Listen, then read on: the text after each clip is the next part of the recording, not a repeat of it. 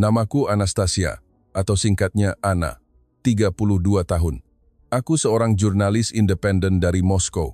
Orang mengenalku sebagai penulis yang menorehkan kebenaran yang menyakitkan dan tidak pernah takut mengatakan negara mana yang masih terperangkap di masa lalu. Bulan lalu, editorku melemparkan tantangan mendadak. Ana, pergilah, cari tahu apa yang sedang dibicarakan dunia. Aku tertawa kecil. Indonesia, negara yang pernah kutulis pada tahun 2018, masih menjadi tujuan wisata murah, memiliki pantai yang indah, tetapi infrastrukturnya masih seperti tahun 2005. Negara yang berita bocorannya penuh dengan politik kacau, korupsi, dan sistem kesehatan publik yang membuat orang kaya lari berobat ke Singapura. Aku langsung menjawab editorku, jika Anda ingin saya membuktikan bahwa negara itu masih terbelakang, saya akan pergi. Pesawat mendarat di Bandara Soekarno-Hatta pada pukul 3.00 pagi. Kelembaban 80% langsung menampar wajahku begitu pintu pesawat terbuka. Aroma tanah basah bercampur dengan bau rempah-rempah yang digoreng menyentuh hidungku. Aku menggerutu dalam hati. Sama saja. Bau seperti pasar malam di Moskow saat musim panas, tetapi lebih panas dan lembab. Saat menunggu bagasi, aku menyalakan ponsel. Seorang teman jurnalis dari Saint Petersburg mengirim pesan. Hati-hati Ana, aku pernah ke Jakarta 10 tahun lalu. Macetnya minta ampun. Bandara memang besar, tapi kacau. Aku mengetik balasan dengan senyum sinis. Pasti akan sama. Tapi hal pertama yang membuatku terkesiap adalah plang berbahasa Rusia. Plang besar di pintu keluar bertuliskan Dobro Pojalovat v Indoneziu dalam huruf Kiril berwarna biru neon. Di bawahnya ada teks dalam bahasa Indonesia dan Inggris. Aku mengerutkan dahi. Bandara di Moskow bahkan tidak punya satupun plang berbahasa Indonesia. Seorang petugas imigrasi mengangkat tangannya sedikit di depan dada, mengangguk hormat, lalu menyapaku. Selamat datang di Jakarta, Nyonya. Aksesnya sangat fasih hingga mengejutkan. Kemudian dia beralih ke bahasa Rusia yang lancar. Paspor, tolong. Aku menyerahkan paspor secara otomatis. Otakku belum sempat memproses. Mengapa petugas imigrasi di Asia Tenggara bisa berbicara bahasa Rusia lebih baik daripada beberapa kata bahasa Inggris yang ku ketahui? Setelah melewati pos pemeriksaan, aku mengikuti petunjuk menuju pengambilan bagasi. Lantai bandara mengkilap hingga memantulkan langit-langit. Sebuah robot kecil berwarna putih berlari di depanku. Ia mengangkat tangannya sedikit, lalu berbicara. Permisi, mohon minggir sedikit. Saya sedang memandu penumpang. Suara merdu dan jernih seperti anak perempuan. Aku menatapnya penuh keheranan. Robot di bandara Sheremetyevo Moskow sering rusak, sampai harus ada petugas yang rutin memungutinya. Koporku muncul di konveyor dalam waktu 15 menit. Tidak ada goresan, tidak ada yang hilang. Aku pernah menunggu di Paris selama lebih dari 3 jam hanya untuk menemukan tasku. Saat berjalan menuju taksi, aku melihat layar raksasa menampilkan informasi penerbangan dalam semua bahasa, termasuk Rusia, dan ada ikon kecil bertuliskan, diterjemahkan oleh AI Real Time. Aku mencubit lenganku pelan. Bukan mimpi. Taksi yang kupesan melalui aplikasi tiba dalam 3 menit. Sopir itu mengangguk hormat lalu berbicara dalam bahasa Inggris yang jelas. Ke hotel mana, Nyonya? Aku memberitahu detailnya. Dia mengangguk dan menekan tombol di layar. Tarif langsung muncul tanpa tawar-menawar yang memalukan. Ada air minum dingin dan tisu basah yang sudah menunggu. Aku duduk dan menghela napas. Setidaknya masih lebih baik daripada taksi di Moskow, kataku pada diri sendiri, agar merasa masih lebih unggul. Namun, malam itu, di kamar hotelku di kawasan Kuningan, aku berbaring menatap langit-langit, tidak bisa tidur. Pikiranku dipenuhi gambar-gambar yang baru saja kulihat. Plang bahasa Rusia. Robot yang mengangguk. Petugas yang fasih berbahasa ibuku. Semuanya terlalu cepat, terlalu bersih, dan terlalu terstruktur dari yang pernah kubayangkan untuk Indonesia. Pukul 00.05, aku membuka laptop dan mengetik judul artikel pertama. Aku tiba di Jakarta, dan ada sesuatu yang tidak beres. Aku belum tahu bahwa dalam beberapa hari ke depan, kalimat ini akan menjadi ramalan paling akurat dalam karir jurnalistikku. Keesokan paginya, pukul 5.30, aku terbangun karena suara bel notifikasi dari aplikasi hotel. Sebuah pesan bahasa Rusia muncul di layar. Selamat pagi, Nona Anastasia. Sarapan sudah disajikan di lantai 42 dengan pemandangan langsung ke Teluk Jakarta. Jika Anda menginginkan menu makanan Rusia, harap beritahu kami dalam 5 menit. Kami akan menyiapkannya langsung ke kamar Anda. Aku langsung duduk tegak. Makanan Rusia? Di hotel di Jakarta? Aku menekan tombol Borscht dan Pirozhok tanpa berpikir panjang. 10 menit kemudian, seorang staf mengetuk pintu, membawa nampan perak tertutup. Aroma beetroot dan sour cream yang gurih langsung menusuk hidung, membuatku menelan ludah. Semuanya hangat, sesempurna masakan ibuku. Aku hampir ingin menangis. Setelah sarapan, aku memutuskan untuk menjelajahi kota yang sebenarnya. Tujuan pertamaku adalah membuktikan bahwa kemacetan Jakarta masih sama mengerikannya. Aku memanggil taksi lagi melalui aplikasi.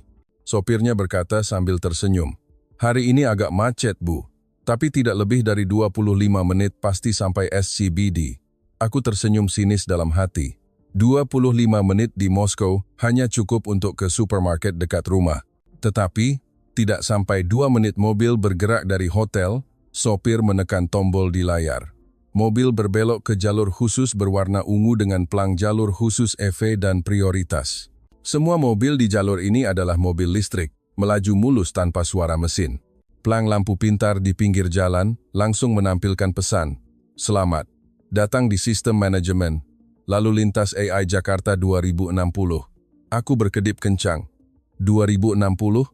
Ini tahun 2025. Angka di plang itu jauh lebih futuristik dari yang pernah kulihat di Moskow. Sepanjang jalan, drone kecil terbang memantau lalu lintas. Jika ada kemacetan, drone mengirim sinyal, dan lampu lalu lintas langsung berubah. Sopir menoleh dan tersenyum. Dulu memang macet, Bu. Tapi tahun 2023, pemerintah bekerja sama dengan perusahaan teknologi Tiongkok dan startup Indonesia menyelesaikan sistem ini dalam 18 bulan.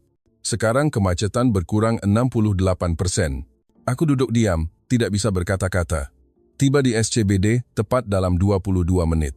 Keluar dari mobil, aku berdiri terpaku di depan pusat perbelanjaan yang pernah kulihat fotonya 10 tahun lalu. Tapi sekarang, itu bukan lagi mal biasa. Seluruh dinding bangunan adalah layar LED melengkung raksasa yang menayangkan gambar sawah yang masih hijau di tengah kota Jakarta. Sebuah pesan melayang dalam bahasa Rusia. Tingkat PM25 hari ini hanya 12 mikrogram. Selamat. Aku mengangkat ponsel, memeriksa aplikasi polusi udara di Moskow. 87 mikrogram hari ini. Aku langsung mematikan aplikasi itu, seolah-olah sedang menertawakanku. Saat berjalan memasuki mal, aku melihat seorang anak perempuan kecil, mengenakan kaos putih, sedang berbicara dengan robot setinggi manusia. Robot itu berbicara dalam bahasa Indonesia dengan aksen anak kecil. "Adik mau boneka beruang biru, ya? Ayo, kakak entar." Kemudian robot itu menggandeng tangan si anak dan berjalan. Ibu si anak berdiri sambil tersenyum dari jauh tanpa ada kekhawatiran sedikit pun. Aku mengikutinya tanpa sadar. Robot itu membawa anak itu ke toko mainan, memindai wajah si anak dan langsung mengambil boneka beruang biru yang benar, lalu memberikannya. Ibu si anak membungkuk sedikit ke robot. Robot itu membalas dengan anggukan hormat dan berkata, "Dengan senang hati melayani. Semoga adik senang, ya." Aku berdiri di sana, air mata hampir menetes, karena pemandangan ini terlalu hangat dari yang pernah kubayangkan untuk sebuah negara berkembang. Sore itu, aku duduk di Starbucks di lantai 8 mall. Memesan kopi menggunakan kode QR. Mesin kopi otomatis. Dioperasikan oleh lengan robot, menyelesaikannya dalam 42 detik. Hangat sempurna, tanpa salah. Aku membuka laptop dan mengetik kalimat pertama hari itu. Hari ke-2 di Jakarta, dan aku mulai meragukan diriku. Malam itu, aku kembali tidak bisa tidur. Suara MRT yang melaju di luar jendela tidak berisik, tidak berasap, hanya ada cahaya biru lembut yang terpantul di dinding kamar, seolah berbisik. "Selamat datang di tahun 2030, yang kamu kira masih 2005. Aku belum siap untuk mengakuinya, tetapi retakan pada dinding keyakinanku mulai melebar. Pagi hari ketiga, aku terbangun dengan perasaan aneh, seperti seseorang yang sedang berjalan di jembatan yang mulai bergoyang, tetapi menolak untuk mengakui bahwa jembatan itu akan runtuh. Aku memutuskan untuk melakukan apa yang paling dikuasai oleh seorang jurnalis sepertiku, membuktikan bahwa negara ini benar-benar masih terbelakang. Aku membuka Google Maps, mencari rumah sakit umum yang digunakan orang Indonesia biasa. Aku ingin melihat antrian panjang, Pasien dibiarkan menunggu berhari-hari gambaran yang pernah kutulis 5 tahun lalu. Rumah Sakit Umum Daerah Fatmawati terpilih sebagai sasaran. Aku memanggil mobil lewat aplikasi. Sopirnya malah bertanya dengan khawatir. Ke RSUD Fatmawati, Bu, hari ini hujan loh. Aku tersenyum sinis dalam hati. Ya, aku ingin melihat hujan menimpa pasien yang mengantri di luar.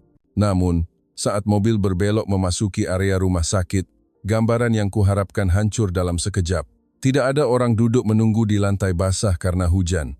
Tidak ada deretan tandu yang diparkir. Hanya ada kubah kaca transparan raksasa yang menutupi seluruh area penerimaan pasien darurat. Bagian dalamnya terang benderang seperti bandara. Plang lampu hijau bertuliskan, waktu tunggu rata-rata hari ini, 4 menit 27 detik. Aku turun dari mobil dengan kaki sedikit gemetar, berjalan masuk tanpa tahu apa yang sedang kulakukan. Petugas resepsionis mengangguk hormat, lalu bertanya dalam bahasa Inggris. Ada keluhan apa? Atau menjenguk pasien? Aku menjawab otomatis. Saya datang untuk observasi. Saya seorang jurnalis. Dia tersenyum lebar dan menyodorkan tablet. Silakan pindai kode QR untuk mendapatkan kartu antrian observasi, Bu. Hari ini ada jurnalis dari Jepang dan Korea juga loh.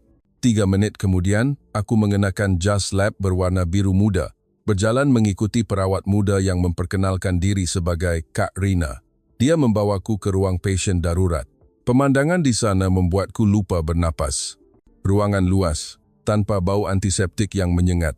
Drone kecil berputar di atas kepala setiap pasien, menampilkan data detak jantung, tekanan darah, dan kadar oksigen secara real-time. Dokter-dokter mengenakan kacamata AR, berkeliling memeriksa tanpa perlu mencatat apapun di atas kertas.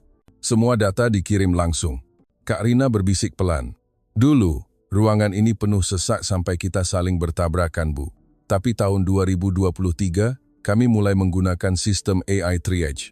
Kasus kritis dikirim ke ruang operasi dalam waktu 7 menit. Pasien umum menunggu tidak lebih dari 15 menit. Aku mengikutinya ke salah satu sudut ruangan. Ada seorang anak laki-laki sekitar 10 tahun duduk di tempat tidur. Kaki kanannya dibalut gips putih tipis. Anak itu tersenyum padaku dan berbicara dalam bahasa Inggris. Saya jatuh dari skateboard tadi pagi. Tulang lengan saya retak 2. Tapi dokter mencetak gips untuk saya dalam 10 menit. Sekarang tidak sakit sama sekali. Aku melihat gips itu. Tipis seperti kertas, tetapi kuat dan berpori. Dicetak dari mesin 3D printer yang berdiri di samping tempat tidur. Memang kurang dari 10 menit. Kak Rina tersenyum dan melanjutkan. Harga mesin ini kurang dari 100 juta rupiah. Sekarang sudah ada di semua RSUD di Jakarta. Aku keluar dari ruangan itu dengan kaki yang terasa lemas. Otakku kosong. Dalam perjalanan kembali ke hotel, aku membuka ponsel dan mengetik pesan ke editorku. Aku pikir aku sudah gila, atau aku sudah buta terlalu lama. Malam itu, aku kembali duduk di balkon kamar, memandangi lampu-lampu Jakarta yang bersinar terang, seperti kota di masa depan. Suara MRT tanpa asap, drone pengantar barang yang terbang di luar jendela, dan papan iklan bertuliskan, Indonesia 5.0. Kita tidak berlari sendirian. Aku mengangkat gelas wine, berbisik pelan pada diri sendiri. Untuk pertama kalinya aku tidak ingin mempercayai mataku sendiri. Tembok keyakinan yang kubangun selama lebih dari 10 tahun runtuh hari itu. Tidak tersisa sepotong batu bata pun. Aku masih belum tahu apa yang akan terjadi padaku dalam 7 hari ke depan. Tetapi yang ku tahu pasti adalah aku tiba di Jakarta sebagai seseorang yang yakin tahu segalanya, tetapi akan kembali ke Moskow sebagai seseorang yang baru mulai belajar dari nol.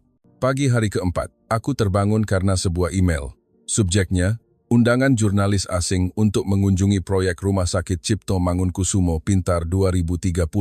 Pengirim, Kementerian Kesehatan RI.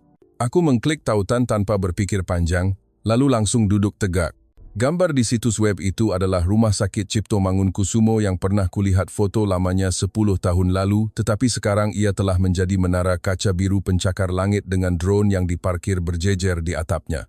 Pesannya bertuliskan, Rumah sakit cerdas pertama di Asia Tenggara yang mengobati pasien dengan AI lebih dari 70% dokter dan tanpa pasien menunggu lebih dari 9 menit. Aku tertawa terbahak-bahak. Iklan belaka. Lalu, aku segera mengklik terima undangan. Aku akan datang untuk membuktikan bahwa ini hanya tipuan. Pukul 10 NON, van putih menjemputku di hotel. Di dalamnya sudah ada 3 jurnalis lain dari Jepang, Korea, dan India. Semua terdiam, seolah akan menyaksikan sesuatu yang mustahil. Saat memasuki area rumah sakit, aku melihat plang raksasa. Hari ini telah mengobati 4.827 pasien. Waktu tunggu rata-rata, 6 menit 11 detik. Meninggal, 0 kasus. Angka-angka itu berubah secara real-time. Aku menelan ludah. Direktur rumah sakit adalah seorang wanita berusia awal 50-an bernama Profesor Dr. Widiawati. Dia mengangguk hormat dan berbicara dalam bahasa Inggris dengan aksen Oxford. Selamat datang di rumah sakit di mana AI adalah dokter utama dan manusia adalah hati. Dia membawa kami ke ruang kontrol pusat. Seluruh 4 dinding adalah layar raksasa, menampilkan data setiap pasien di rumah sakit secara real-time. Ada satu titik merah berkedip. Pasien wanita, 68 tahun, aritmia jantung. AI berbicara dengan suara wanita lembut, kirim tim ke ruang 128 segera. Perkiraan tiba dalam 42 detik. Kami melihat gambar dari kamera drone. Tim medis berlari dengan robot penyelamat, memasukkan kateter dengan lengan mekanik yang lebih akurat daripada jari manusia. Semuanya selesai dalam 4 menit 28 detik. Pasien kembali memiliki denyut nadi normal. Profesor Widiawati menoleh ke arah kami. Dulu, kami harus menunggu hasil lab 3 hari. Sekarang, AI membaca hasil darah dari 1 tetes dalam 18 detik dan memberikan obat yang sesuai dengan genetik masing-masing pasien. Jurnalis Jepang bertanya dengan suara bergetar. Lalu, bagaimana dengan dokter manusia? Dia tersenyum. Dokter manusia tidak hilang. Mereka hanya pindah ke titik paling penting, memegang tangan pasien dan mengatakan, Anda tidak sendirian. Aku mengangkat tangan tanpa sadar. Bagaimana dengan orang miskin? Benarkah berobat gratis? Dia mengangguk. Dengan kartu sehat Nusantara, berobat gratis. AI mengurangi biaya operasional hingga 84%. Tahun lalu, kami mengobati 12.000 pasien kanker stadium akhir secara gratis. Aku berdiri terpaku, memikirkan ibuku yang meninggal karena kanker di Moskow 10 tahun lalu. Biaya pengobatan yang sangat mahal membuat keluargaku hampir bangkrut. Sore itu, aku meminta untuk masuk ke ruang pasien kanker. Seorang pria tua duduk di tempat tidur sambil tersenyum. Dia bisa berbicara sedikit bahasa Inggris. Saya kanker paru stadium 4. Dokter bilang hanya sisa 6 bulan, tapi AI memberikan terapi gen baru. Sekarang saya bisa bernapas normal dan tidak keluar uang sepeser pun. Dia menggenggam tanganku dan berkata, terima kasih Tuhan, dan terima kasih Indonesia. Aku keluar dari ruangan itu dengan air mata yang tidak berhenti mengalir. Ini adalah pertama kalinya dalam karir jurnalistikku aku menangis di depan pasien. Malam itu, aku duduk menulis artikel pertama yang sesungguhnya. Judulnya, aku pernah menulis bahwa Indonesia masih di tahun 2005, tapi sekarang, aku duduk di tahun 2030 dan merasa baru bangun dari koma. Aku menekan publikasikan pada pukul 3 pagi. Dalam 1 jam, jumlah penonton melonjak hingga 100.000. Komentar dari warga Rusia membanjiri. Bohong, uang membeli artikel. Pengkhianat bangsa. Aku mematikan komputer dan melihat keluar jendela. Lampu Jakarta masih bersinar terang, seolah mengatakan padaku, selamat datang pada kebenaran yang lebih menyakitkan daripada yang pernah kamu tulis. Hari kelima, aku terbangun dengan ponsel yang bergetar tanpa henti, layar penuh dengan notifikasi merah. Teman jurnalis dari Moskow men-tag aku di grup chat. Ana, kamu sudah gila. Menulis bahwa Indonesia adalah tahun 2030. Berapa uang yang dibayar orang Indonesia padamu? Komentar di bawah artikelku menjadi medan perang. Jurnalis Rusia pengkhianat negara. Kembali dan obati ibumu yang meninggal karena sistem kesehatan Rusia, baru bicara. Indonesia masih punya orang miskin yang makan di pinggir jalan. Kamu buta ya? Kalimat terakhir itu menusuk hatiku. Ya, aku buta. Aku belum melihat kemiskinan yang pernah kutulis. Aku memutuskan untuk mencarinya sendiri. Pukul 15.00, aku naik MRT jalur ungu. Tidak ada orang berdesakan, tidak ada bau keringat. Semua kursi memiliki sensor. Jika ada ibu hamil atau orang tua naik, kursi itu akan menyala merah muda secara otomatis. Orang yang duduk langsung berdiri tanpa perlu diminta. Aku turun di stasiun Glodok, daerah yang menurut Google masih menjadi komunitas kuno dan miskin. Aroma makanan langsung menyentuh hidungku. Nasi goreng, sate lilit, martabak. Aku berdiri di depan gang kecil yang penuh dengan gerobak pedagang kaki lima. Lantai basah karena hujan tadi pagi. Penjualnya adalah seorang wanita berusia 50-an, mengenakan celemek merah muda cerah. Di depan warung ada kode QR bertuliskan, "Pindai untuk melihat sertifikat kebersihan dari Dinas Kesehatan." Pembaruan terakhir, 11 menit yang lalu. Aku mengerutkan dahi. Warung pinggir jalan punya sistem pembaruan kebersihan real-time. Ibu penjual itu mengangguk hormat dan tersenyum lebar. "Mau coba nasi gorengnya, nak? Segar baru dibuat." Aku mengangguk tanpa sadar. Ibu itu mengambil udang segar dari kulkas yang dilengkapi alat sterilisasi UV. Wajan dipanaskan dengan kompor listrik pintar yang mengatur suhu secara otomatis. Nasi dikirim langsung dari desa pagi tadi. 3 menit kemudian, sepiring nasi goreng diletakkan di depanku. Panas mengepul, harumnya membuatku menelan ludah. Aku menyendok suapan pertama ke mulut, lalu harus berhenti mengunyah. Ini nasi goreng terenak seumur hidupku. Ibu itu menyodorkan ponselnya. "Pindai untuk bayar, nak. Atau mau bayar pakai wajah saja?" Aku memindai QR. Harganya Rp25.000. Sekitar 3 kali lipat lebih murah daripada sebungkus makanan di Moskow. Sambil makan, ibu itu tersenyum dan berkata, "Dulu saya hanya jual 300 porsi sehari. Pelanggan takut kotor." Tahun 2023, pemerintah daerah memberikan alat pemindai kebersihan gratis, memasang kamera AI untuk memeriksa lalat, kuman, dan suhu. Jika tidak standar, sistem akan menutup warung secara otomatis. Jadi, pelanggan yakin. Sekarang saya menjual 1-2 porsi sehari. Punya uang untuk menyekolahkan anak jadi dokter. Aku melihat sekeliling. Semua warung punya plang QR yang sama. Ada drone kecil yang terbang memeriksa kebersihan setiap jam. Anak-anak di gang itu mengenakan seragam sekolah yang bersih. Berlarian tanpa takut mobil karena jalanan adalah smart street yang membuat mobil melambat otomatis saat ada anak-anak. Aku memotret semuanya, menulis caption singkat. "Makanan pinggir jalan yang lebih bersih daripada dapurku di Moskow." Aku menekan post. 10 menit kemudian, ponselku terasa panas. Editorku menelepon dengan suara marah. "Ana, ini peringatan terakhirku. Besok harus ada artikel tentang kebenaran tersembunyi Indonesia, atau kita putus hubungan."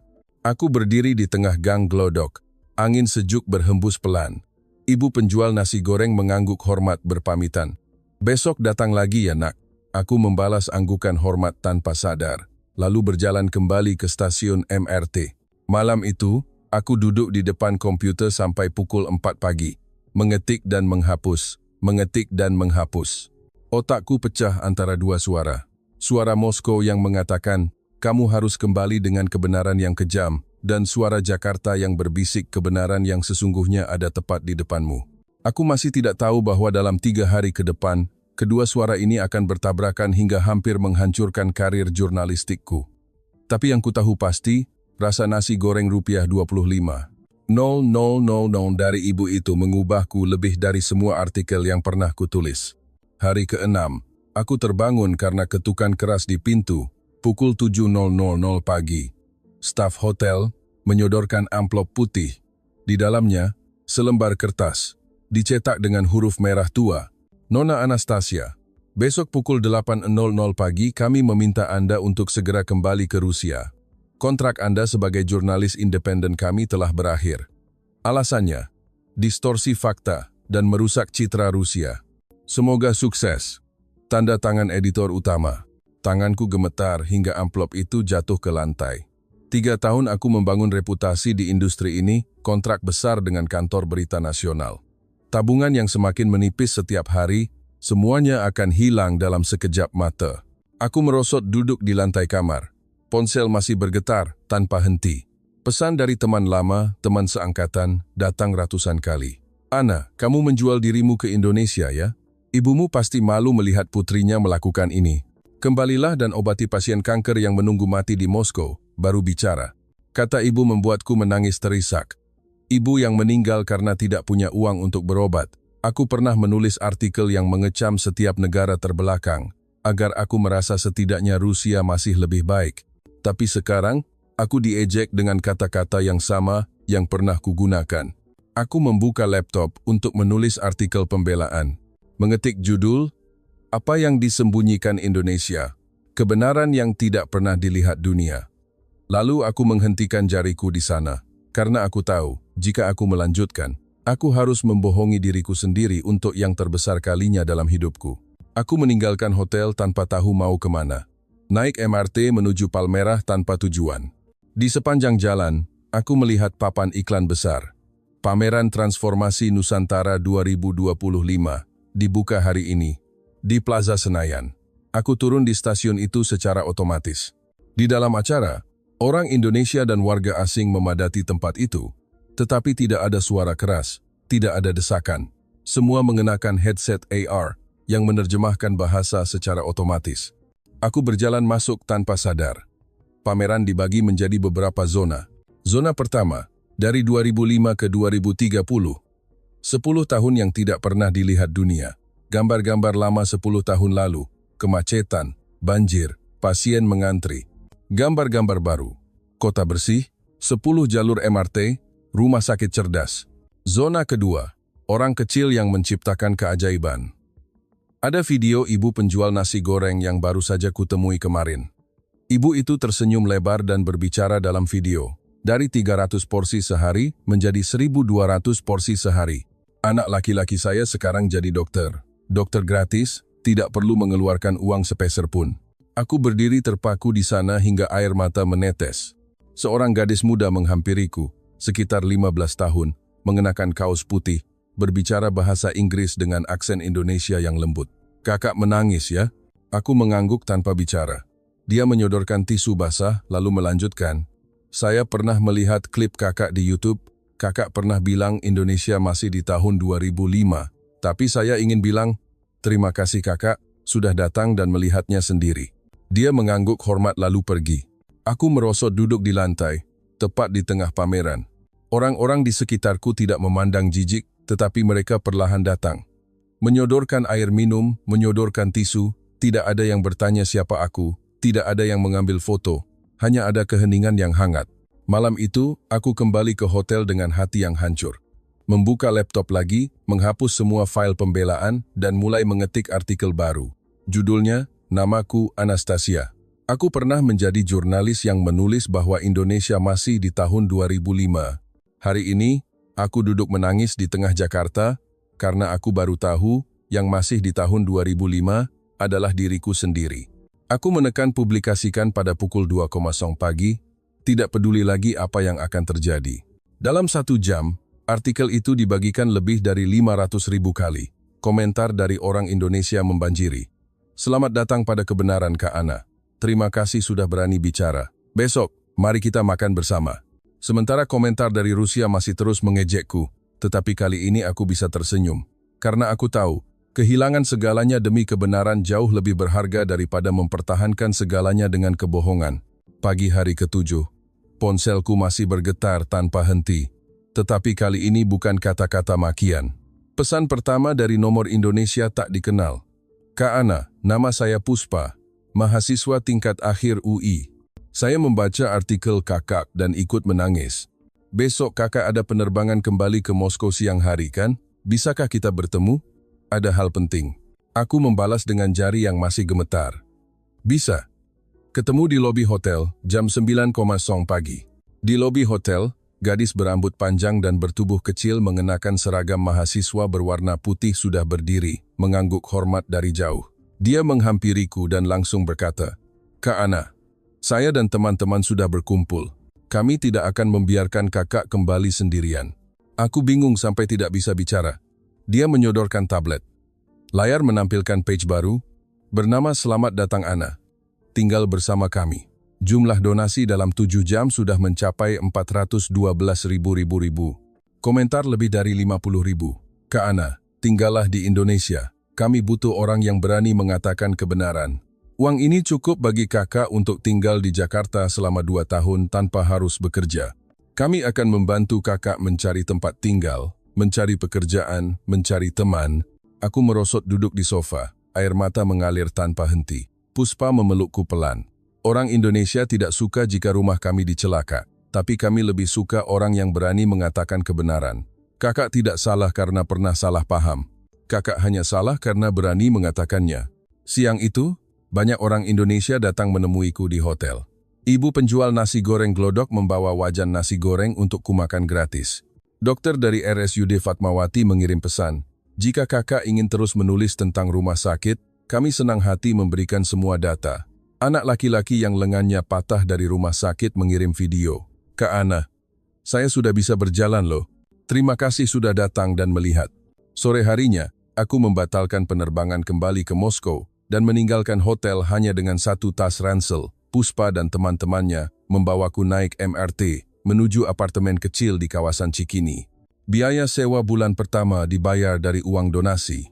Pemilik kamar, seorang kakek berusia 70-an, mengangguk hormat dan berkata, "Selamat datang di rumah baru, Nak.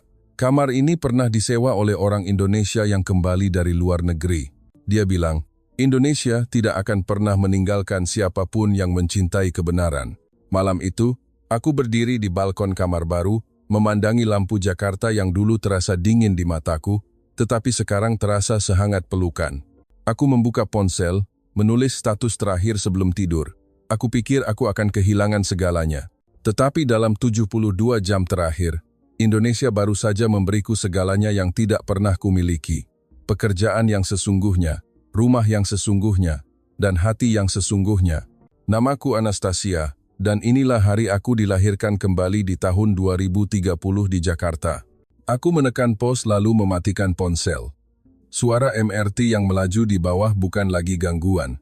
Itu adalah suara napas kota yang mengatakan padaku, "Selamat datang kembali ke rumah." Malam hari ke-8, hujan deras mengguyur seluruh Jakarta. Aku duduk di balkon kamar baru di Cikini. Petir menyambar, terang benderang, lalu padam seketika, seperti hatiku selama 32 tahun terakhir. Puspa mengirim pesan, "Kak Ana, malam ini senggang, saya ingin membawa kakak ke tempat yang mengubah saya 4 tahun lalu." Pukul 11.00 malam, motor listrik Puspa menunggu di bawah. Kami berdua mengenakan jas hujan kuning cerah, menerobos hujan menuju lapangan banteng, monumen pembebasan Irian Barat. Di bawah monumen, ada cahaya putih lembut dari ratusan lentera kertas yang diterbangkan. Ratusan orang duduk melingkar di lantai yang basah. Tidak ada yang peduli dengan hujan. Semua mendengarkan seorang pria tua berusia 80-an berbicara dengan mikrofon tua. "Nama saya Pak Budi. Tahun 2013, banjir besar merendam seluruh rumah saya. Saya pernah berpikir Indonesia tidak akan pernah bisa bangkit lagi. Tapi anak-anak ini, mahasiswa yang usianya belum mencapai 20 tahun, mendayung perahu karet datang menolong saya pukul 3.00 pagi. Mereka memberi saya 1 karung beras, lalu berkata, 'Pak, hari ini kami menolong Bapak. Besok, Bapak menolong orang lain lagi.' Hari itu saya memahami kata gotong royong untuk pertama kalinya. Seluruh lingkaran hening. Hanya ada suara hujan yang mengenai atap seng. Puspa berbisik di telingaku. 4 tahun lalu, saya berpikir sama seperti kakak. Berpikir bahwa dunia maju karena uang, karena gedung tinggi, karena teknologi. Tapi malam saya datang dan duduk di sini, saya melihat Pak Budi mengangguk hormat kepada mahasiswa yang menolongnya, dan anak itu membalas hormat. Tidak ada yang merasa dirinya lebih unggul. Saat itu saya mengerti, kemajuan yang sesungguhnya bukanlah memiliki AI yang paling pintar, tetapi memiliki hati yang tidak pernah meninggalkan siapapun. Petir menyambar lagi. Aku melihat wajah semua orang di bawah cahaya itu. Mahasiswa, orang tua, orang miskin, orang kaya. Semua duduk setara. Tidak ada yang meninggikan dirinya. Aku menangis tanpa sadar. Hujan dan air mata mengalir bercampur. Puspa memeluk bahuku pelan. "Kak Ana, tidak perlu buru-buru memahami semuanya dalam satu malam. Tapi malam ini, kakak sudah melihat kan?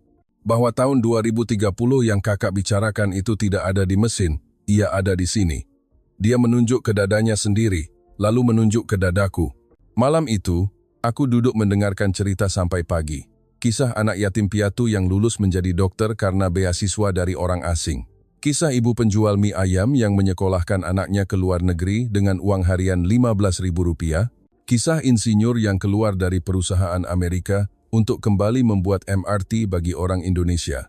Setiap kisah berakhir dengan kalimat yang sama, karena kami tidak pernah meninggalkan satu sama lain.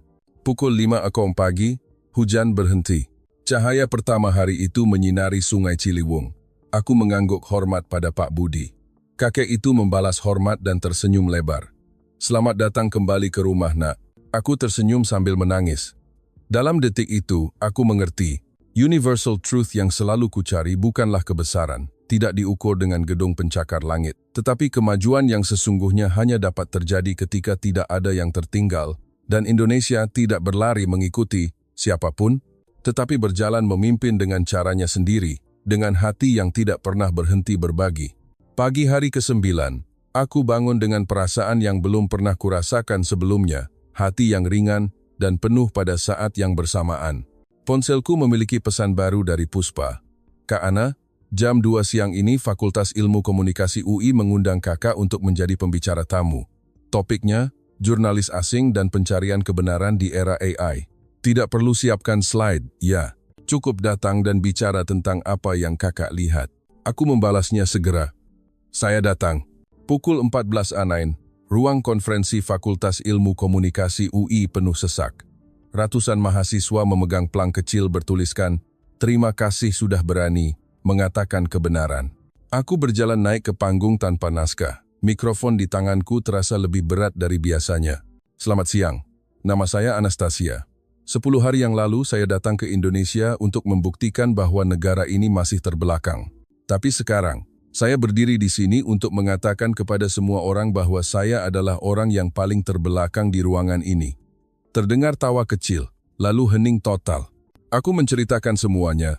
Dari plang bahasa Rusia di Soekarno-Hatta, nasi goreng rupiah 25.000 dari ibu di Glodok, rumah sakit di mana AI adalah dokter tetapi hati tetap manusia, dan malam di bawah monumen pembebasan Irian Barat saat hujan.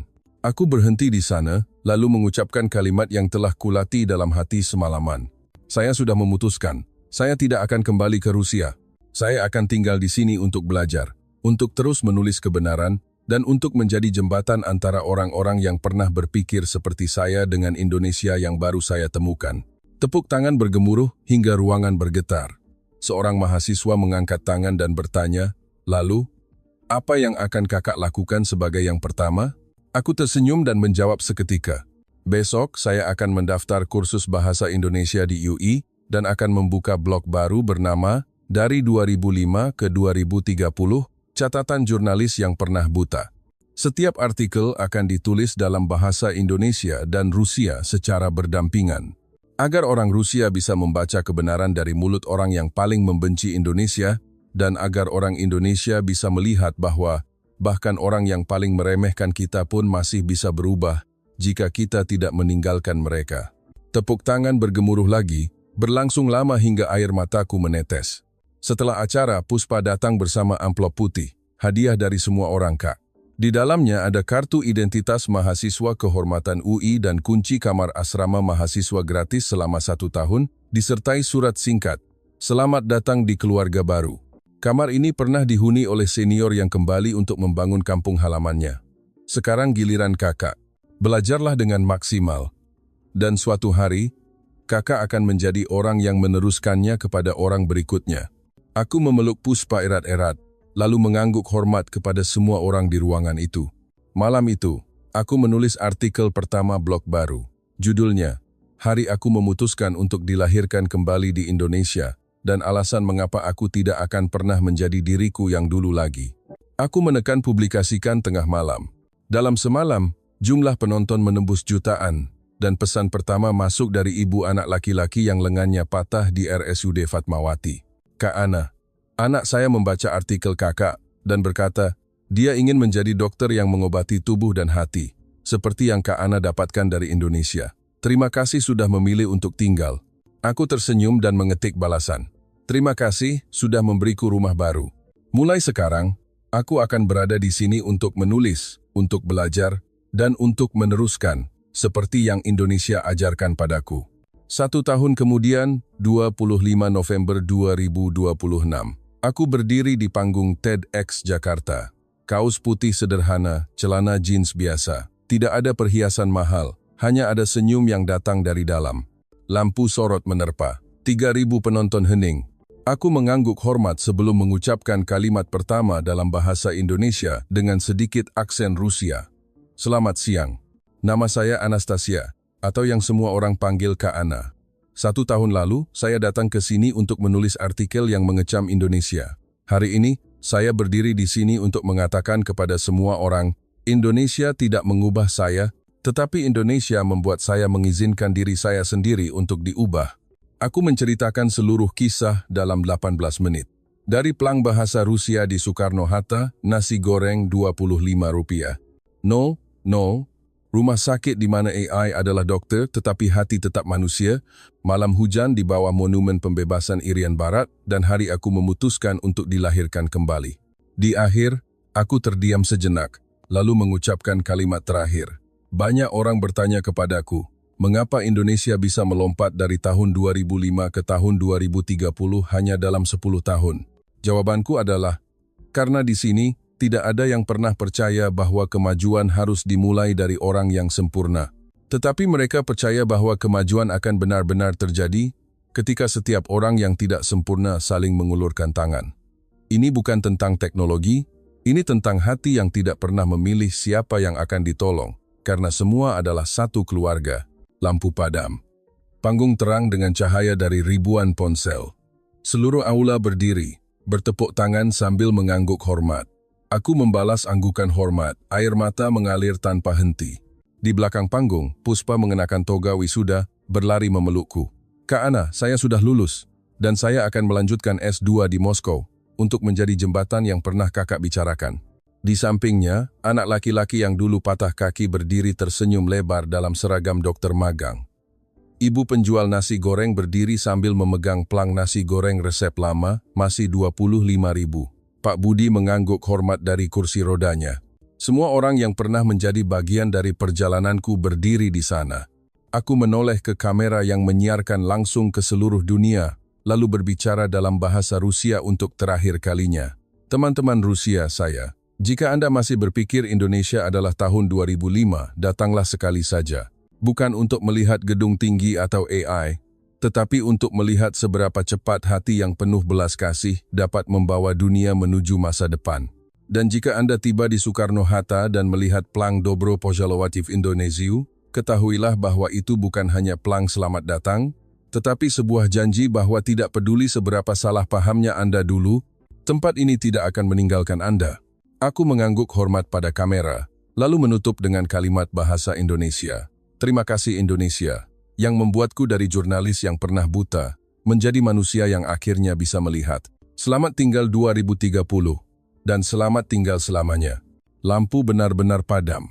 Tepuk tangan bergemuruh panjang, hingga aku merasa itu adalah suara jantung seluruh negara yang mengatakan padaku, selamat datang kembali ke rumah, selamanya.